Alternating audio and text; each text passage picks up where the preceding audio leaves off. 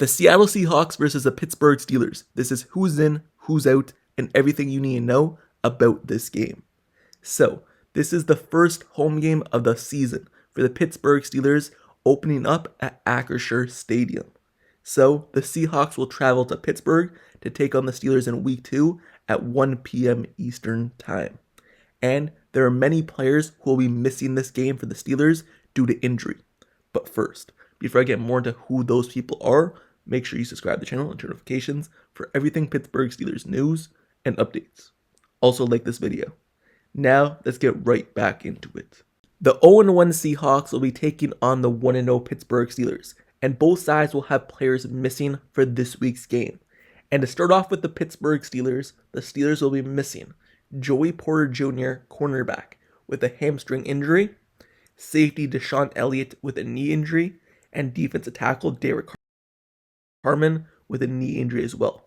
All three of those players will be out for this week's game. Also, the Steelers will have some players who will be limited or questionable for this week's game as well. Because Nick Herbig, he's just coming off a hamstring injury. He will play, but will it be limited fashion? We'll wait and see. Alex Highsmith has also been dealing with an ankle injury in practice as well, and he's been limited all throughout the week. Kelvin Anderson has been dealing with the illness, and that's about it. Those players will be injured but playing in this week's game. Now, moving over to the Seattle Seahawks side of things. The Seahawks will be without two players, and that is cornerback Devin Witherspoon. That's the biggest one because he is doubtful for this week's game with a knee injury. And we all know he's a really good cornerback, so it's disappointing that he'll be out on the Seahawks side of things.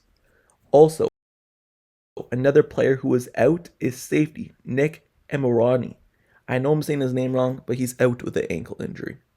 There's other players on the Seahawks injury report who were questionable for this week's game and limited all throughout practice, but all those guys have been cleared and will be ready to go on Sunday. So that's the injury report for both teams. So both teams have some major players injured and won't be suiting up. And both teams have their cornerbacks injured as well. So the Pittsburgh Steelers, they will be home for the first time to take on the Seattle Seahawks at Acrisure Stadium, and this game should be really interesting.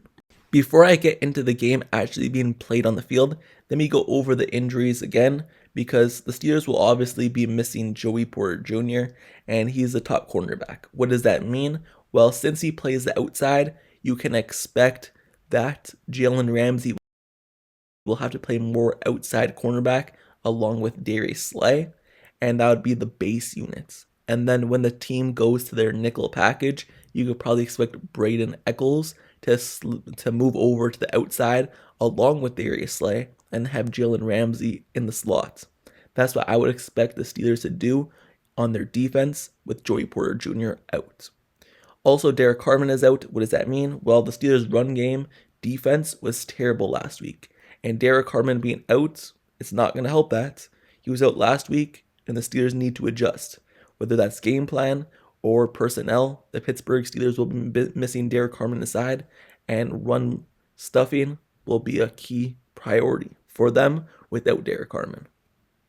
Also, the Pittsburgh Steelers will be missing Deshaun Elliott. This means that this will be the first time we see Jabrill Peppers in a Steelers uniform. He obviously got signed earlier in the week, and he'll be ready to go. And it's interesting to see how much he will play because of this injury. Deshaun Elliott is one of the best players on this defense in terms of moving around, playing all over, being versatile, and the Steelers will be missing him in terms of that run defense as well, but also pass defense because he is a key player. So that injuries affect the game plan for the Steelers a lot. And for the Seahawks side of things, their injuries affect them as well. Both their injuries are on the defensive back side of the group, so their defensive backs need to lock in even more because they won't have a shutdown corner in Devin Witherspoon to bail them out or a safety to bail them out. So other guys are going to be even more locked in and keyed in on their assignments. So those guys missing, obviously they'll be facing some good wide receivers and DK Metcalf and Calvin Austin, and it's a shame that both those guys are out for the Seahawks side of things. So that's how both sides of the injury report will affect this game. And now moving over to the game being played on the field with all the other guys. The Steelers obviously have Aaron Rodgers making his home debut in Pittsburgh at Acrisure Stadium for the first time. And that's something to keep your eye on because we obviously saw him play good on the road last week, put out 4 touchdowns. But can it continue in Pittsburgh? I know Steelers fans have their doubts for this season with him being so old at the quarterback spot. And can he still play at a high level? Hopefully he comes out and balls out in week 2 at home for the first time to show Steelers fans this season can be a reality for a deep playoff push. So something else to keep your eye on is the offensive line, because the offensive line is what starts the whole offense. It's what keeps Aaron Rodgers able to throw the ball. And last week, the offensive line was trash. They weren't able to do nothing. They weren't able to get a push in the run game. They weren't able to pass block, let up 4 sacks, many pressures. So hopefully this offensive line is different and they come out and they get better and better each week. And by week 2, they have things figured out. Because if not, it's going to be a long season for Aaron Rodgers taking sacks, and you never want that, especially at his age, to be taking that many hits. So the offensive line is something to keep your eye on, and specifically the left tackle and the interior portion of this offensive line. So the Steelers, that's something that fans will be watching, and me personally, I'll be watching closely to see how the offensive line does. Also, running backs, we're going to have to see Kenneth Gainwell, Jalen Warren. Will those guys be splitting carries? Will Kenneth Gainwell get more snaps than Jalen Warren, which has seemed like happened last week? So just keep your eye on that as well. And can Kelvin Austin continue to prove that he's the number 2 receiver like he proved in week 1? So that's the offense side of the ball. That's something that will be keyed in on for this week's game for Steelers fans. And the defense side of the ball, we need TJ Watt to get going. Let's get some sacks. We know that he got some pressures. We know he was good at run defense and tackles for loss, but let's get some sacks. Let's turn this game over and let's win it in a blowout. And TJ Watt could really help with that. Also, like I said, the run defense, that's something that we're going to have to keep an eye on. And can the run defense actually not let up 200 plus yards every single week for the last 5 weeks? Can they not do that? Can they actually play run defense, get some tackles, and not play bad? We're going to have to wait and see. Well, that's something to keep your eye on.